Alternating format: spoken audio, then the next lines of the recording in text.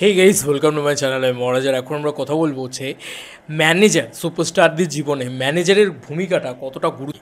দেখো, সালমান খানের ম্যানেজার সালমান খানকে ছেড়ে বেরিয়ে গেছে, এবং যখন বেরিয়ে গেছে তখনই কিন্তু সালমান খানের ডাউনফল শুরু হয়ে গেছে। এবং দেখো, যদি তুমি হও একজন ডাম্প সুপারস্টার, তাহলে এই দৃশ্য কিন্তু তোমাকে দেখতে হতে পারে, ঠিক আছে। এবং যদি তুমি ডাম্প নাও হও, তাহলে তোমার ম্যানেজারের স্টেটমেন্ট তোমার সঙ্গে রাখা উচিত। আমি উদাহরণ দেবো দেবদার। আমি এই জায়গাটাতে এই বিষয়টাতে নিয়ে কথা বলতে খুবভাবে চাইছিলাম। আমি অরিত্রদার একটা ভিডিও দেখলাম, যেটা হচ্ছে রেশমা শেট্টি, তিনি সালমান খানের ম্যানেজার ছিলেন। তো তিনি কী কারণবশত সেটা নিয়ে আলোচনা করবো এই ভিডিওতে, তিনি বেরিয়ে যান এবং তারপরেই কিন্তু সালমান খানের ডাউনফল শুরু হয়। এবং যদি ভালো ম্যানেজার থাকে, লাইক শাহরুখেরও একজন খুব ভালো ম্যানেজার রয়েছে।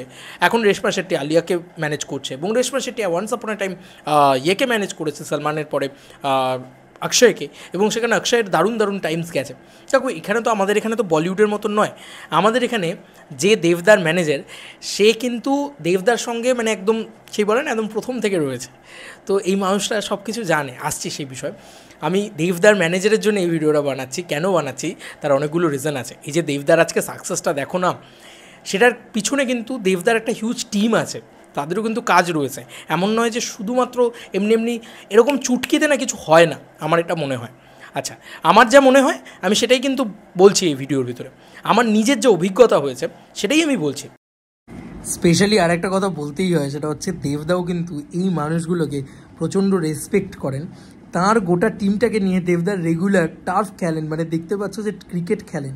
তো এই গোটা টিমটাকে দেবদাও প্রচণ্ড রেসপেক্ট করেন বলে, মানে এই জন্যই বলে যে ডাম্প সুপারস্টার হলে হয় না। তার টিম তাকে এতটা সাকসেস এনে দেয়, যখন অনেকটা খাটে, যখন তার পিছনে তার টিম, সে কিন্তু সেই টিমটাকে এন্টারটেনমেন্টও দেয়, সিনেমাও দেখতে নিয়ে যায়। তো এই ব্যাপারগুলো দেবদা কিন্তু করেন, ঠিক আছে। দেখতে পাচ্ছ তোমরা সেটা। এমনি দেবদা হওয়া যায় না, বললাম না। অনেক মানে কি বলবো, আমি মনে করি অনেক পুণ্য করলে মানুষ এরকম একটা জায়গায় যায়।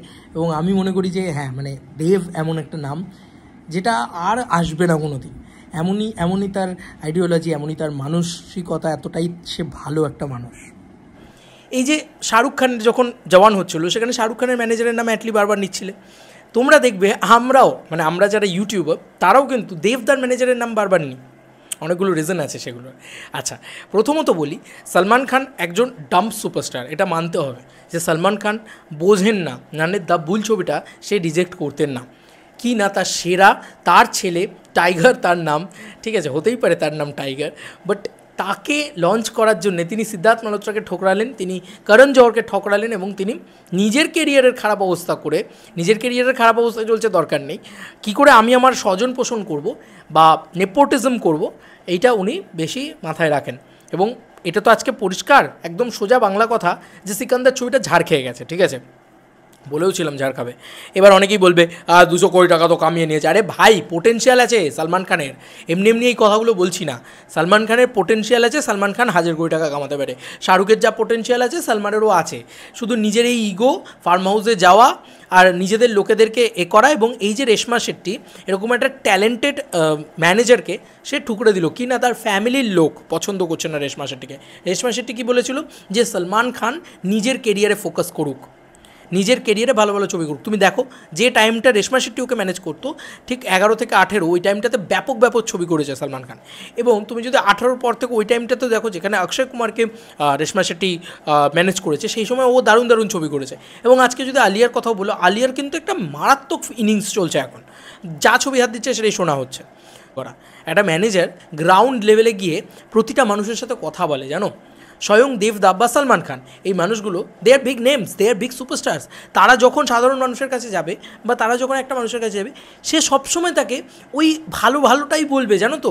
তাও তাই দেবদা নিজেকে অনেকটা কাটিয়ে বার করে নেয়। দেবদা, কিরে তোর চ্যানেল কেমন চলছে, এরকম কথাবার্তা বলে আমার সাথে। তো এটা দেবদা, সবাই তো এটা পারবে না, একটা সার্টেন অরা রয়েছে তাও দেবদার। আমি দেবদার সাথে তো এমন নয় যে একদম মানে সব কিছু করবো, কিন্তু আমি সায়ন্তনদার সাথে করতে পারবো সেটা। সায়ন্তনদা হচ্ছে দেবদার ম্যানেজার। এবার এই মানুষটা প্রতিটা মুহূর্তে আমার কোনো অসুবিধা হলো, আমি সে কথাটা বললাম।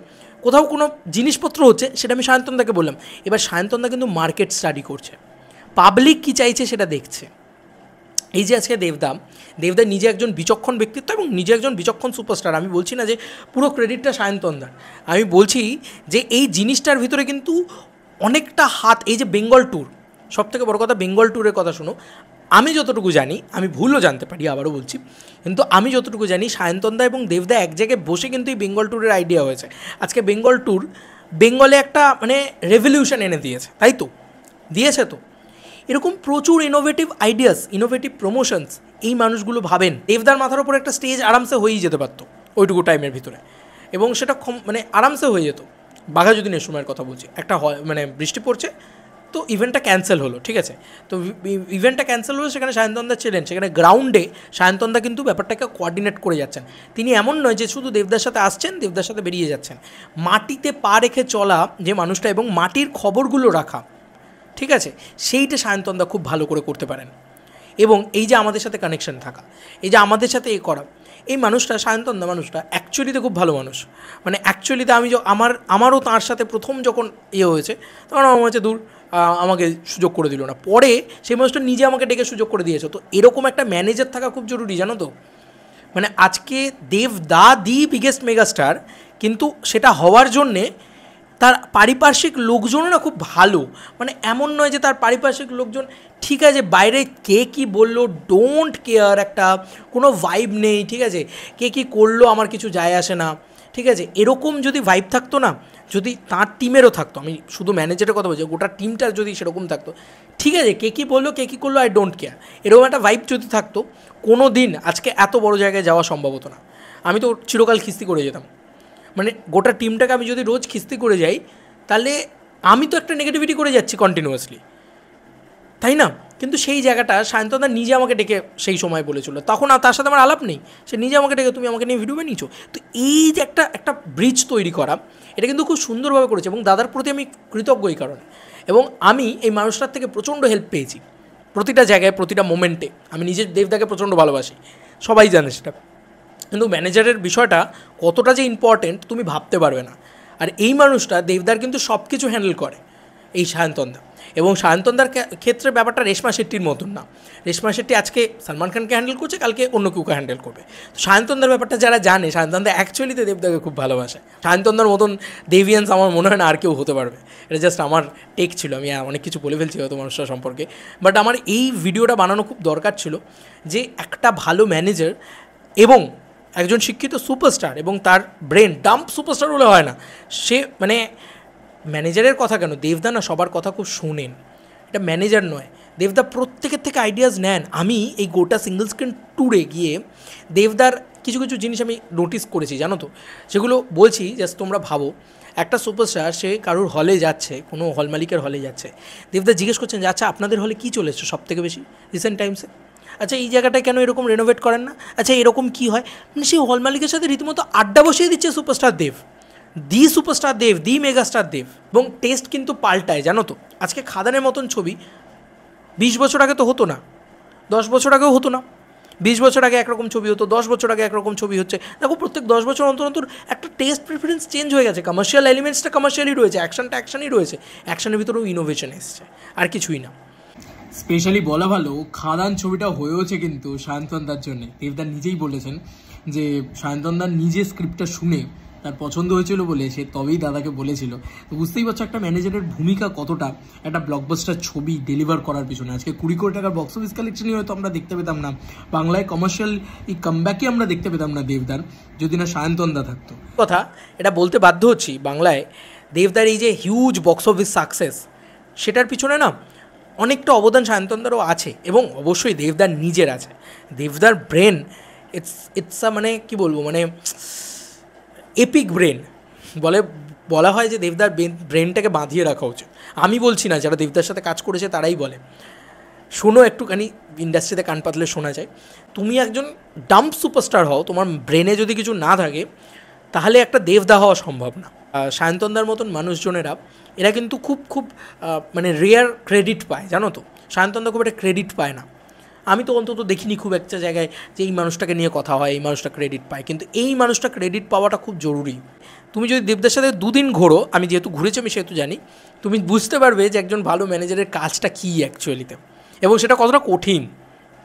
এবং সেটা কোথাও গিয়ে সাকসেসে ইম্প্যাক্ট পড়ে, জানো তো, এটা পড়ে। এটা বললাম বাঘাযতীনটা শেষ করা হলো না আর কি সেই সময়। তো নিজের মাথায় তো দেবদা শেড হয়ে যেত, বাচ্চাদের মাথায় থাকতো না। তো আমার মতন একটা ফ্যান, আমার কিছু চাই না, দেবদা আসবে না, দেবদা করবে না, কিন্তু সায়ন্তনদা সেখানে খুব সুন্দরভাবে ব্যাপারটাকে ম্যানেজ করলো যে না, মাটিতে বাচ্চাগুলো দাঁড়িয়ে থাকবে, বাচ্চাগুলোর মাথায় জল পড়বে, এটা দেবদার সাথে কোঅর্ডিনেট করে কি সুন্দরভাবে ম্যানেজ করলো ব্যাপারটা। আমার ভীষণ ভালো লেগেছিলো সেই দিনকে সেটা দেখে। দেব হাওড়া একটা ফ্যান চিৎকার করে যাচ্ছে, ঠিক আছে, বাইরে থেকে। অন্য কোনো ম্যানেজার হলে কি করতো, দরজাটা বন্ধ করে দিত, ওপরে এখন দেখা ফাঁকা করে, বাইরে থেকে এটা করতো। সায়ন্তনদা এমন একটা পার্সন, এমন একজন ম্যানেজার, তিনি গেলেন, তিনি তার মানে ফ্যান্সের ফিল করতে পারলেন, পেনটা ফিল করলেন, তিনি বললেন ওকে একটু দাঁড়াও করে দিচ্ছি।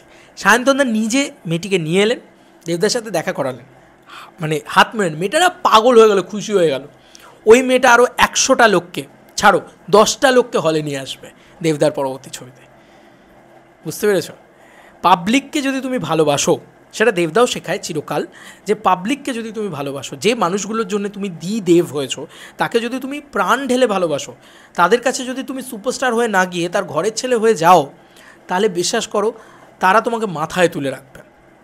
এই সেম জিনিসটা তুমি, মানে দেবদা তো পলিটিক্যালি এতটাই উনি পপুলার যে ঘাটালেও উনি এতটা পপুলার যে উনি মানে গাড়ি ছাড়া যেতে পারেন না, উনি পায়ে হেঁটে যেতে পারবেন না, কিন্তু সেখানে জাস্ট ওনাকে দেখতে ভিড়টা দেখবে, কারণ উনি ভালোবাসেন মানুষকে, উনিও বাসেন, এবং এই ম্যানেজমেন্ট সেটা এত ভালো সায়ন্তনদার, এই কথাটা বলতে হয়। তো ওই জন্যই বললাম যে একটা ভালো সুপারস্টার, একজন বড় সুপারস্টার, তার সাকসেসটা আমরা দেখি, তার পিছনে তার একটা গোটা টিম কাজ করে। এই যে আজকে সালমান খানের ফেলিও, তার কারণ হচ্ছে সালমান খান একজন ডাম্প সুপারস্টার, সে ভাবে না কিছু, তাকে ভাবতে হবে যে আমি আমার মানে স্বজন পোষণ করবো না, ঠিক আছে। এবার অনেকেই বলতে পারে, এক্ষুনি চলে আসবে লোকে বলতে যে রুক্মিণীদিকেও তো দেবদা অনেক সুযোগ দিয়েছে। শোনো ভাই, দেবদা একটাও সুযোগ দেয়নি রুক্মিণীদিকে, একটাই সুযোগ দিয়েছে, সে চ্যাম্পের সময় মানে দেবদার মানে দরকার ছিল, ওয়ানটার নিডের ভিতরে পার্থক্য আছে, এটা রুক্মিণীদি বলেছে, বাট বাকি কোনো জায়গায় দেবদা কোনো সুযোগ দেয়নি। বা ডিরেক্টররা নিজেরা চেয়েছে, তাই জন্য আজকে রুক্মিণীদি ওই জায়গাটায় গেছে, বা ওই চরিত্রগুলো পেয়েছে। দেখো, একটা ভালো ম্যানেজার থাকলে তার পরপর 11টা ছবি সাকসেসফুল, কিন্তু মানে আরে কোন সময় কোন ছবিটা করতে হবে ইয়েস বলার পার্সনের দরকার নেই কিন্তু সঙ্গে সবসময়, মানে এটা আমার সবসময় মনে হয় যে দেবদার সঙ্গে সবসময় ইয়েস বলা পার্সনের দরকার নেই, এরকম পার্সনের দরকার যে দেবদাকে বলবে যে এই সময় এটা করো, তাহলে বেশি ভালো চলতে পারে। বক্স অফিস ইজ আলটিমেট, আমি এটা মনে করি। তো সায়ন্তনদা না সেই রকম একটা যে দিক তৈরি করে কোথাও গিয়ে, আমার মনে হয় ও দেবদাকে সুপারস্টার থেকে মেগা স্টারে পরিণত হয়ে গেছে দেবদা এখন। অবশ্যই দেবদার নিজের একটা বিরাট ক্রেডিট আছে, আমি বলছি 70% ক্রেডিট হয়তো দেবদার রয়েছে, তো 30% যদি কোনো ক্রেডিট থাকে সেটা হচ্ছে সায়ন্তনদার, যে মানুষটা ক্রেডিট হয়তো পায় না, আমি চাই সেই মানুষটা ক্রেডিট পাক, ঠিক আছে। তো সেই কারণে এই ভিডিওটা তৈরি করা। আর কি মতামত জানিও কমেন্ট সেকশনে। চলো বন্ধুরা, নতুন কোনো ভিডিওতে দেখা হবে, বাই।